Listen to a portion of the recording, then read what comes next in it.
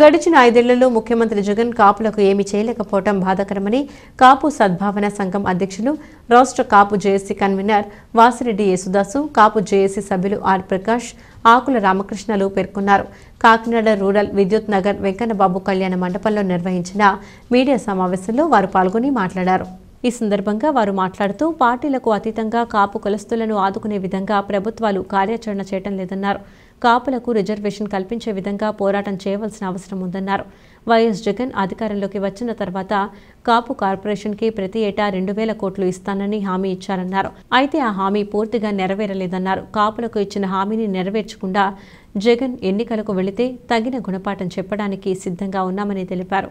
జనవరి 3న విజయవాడలో కాపు, ఒంటరి, బలిజ కులాల జేఏసీ ఆధ్వర్యంలో రౌండ్ టేబుల్ సమావేశం నిర్వహించి భవిష్యత్ కార్యాచరణపై చర్చిస్తామని తెలిపారు.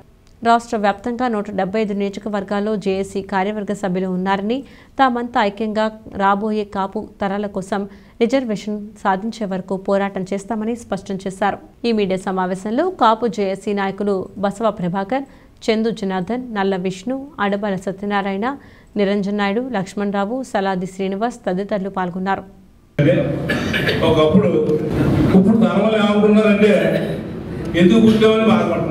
కాపు, తెలగ, బలిజ, ఒంటరి కులాలకి తీరని అన్యాయం జరిగిందని రికార్డెడ్ గా పబ్లిక్ గా చెప్పడం జరిగింది.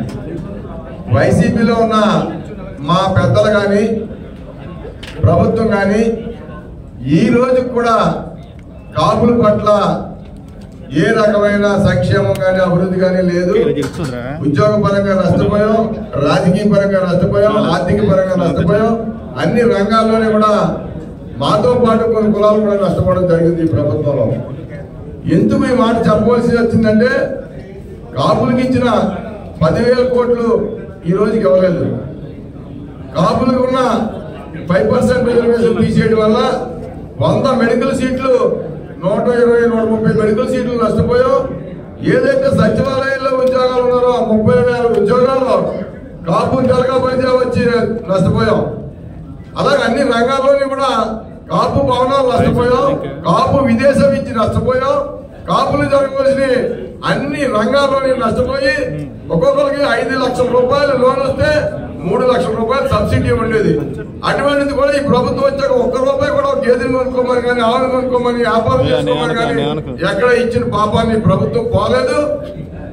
తప్పకుండా రాబోయే ఇప్పుడు ఇంకా టైం ఉంది కనుక ఈ 10,000 కోట్లు రిలీజ్ చేసి కాపులందరికీ ప్రభుత్వం పంచాలని చెప్పి లోన్ రూపంగా ఇవ్వాలని డిమాండ్ చేస్తా ఉన్నాం. అదేవిధంగా మేము కూడా రాబోయే కాలంలో పిలుపునిచ్చి అవకాశం ఉంటుంది కాపులకు అని చెప్పి సందర్భంగా తెలియజేస్తూ 3వ తారీఖు రాష్ట్ర జేఏసీ 13 జిల్లాల్లో కూడా జరుగుతుంది.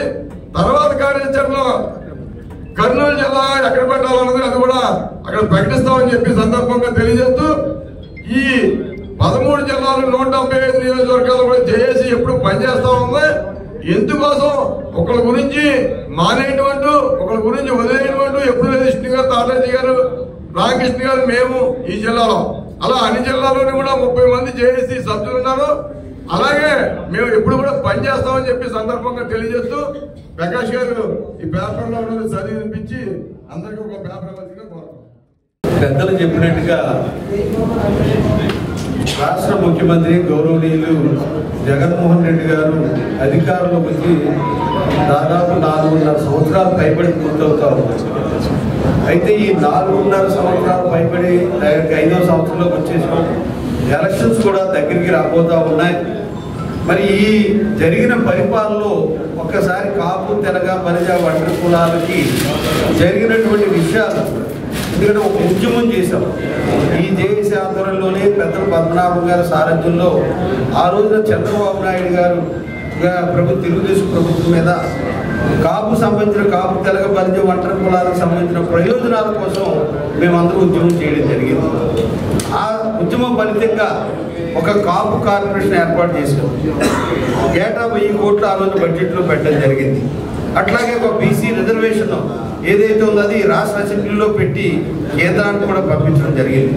అదే కాకుండా ఎకనామిక్ ఈడబ్ల్యూసీ రిజర్వేషన్ని గౌరవ ప్రధానమంత్రి గారు మోడీ గారు ఇచ్చినటువంటి ఎకనామిక్ వీకర్ సెక్షన్ రిజర్వేషన్లో కూడా ఆ 10%లో 5% ఈ కాపు తెలగ బలిజ ఒంటరి కులాలకి రిజర్వేషన్ కల్పించడం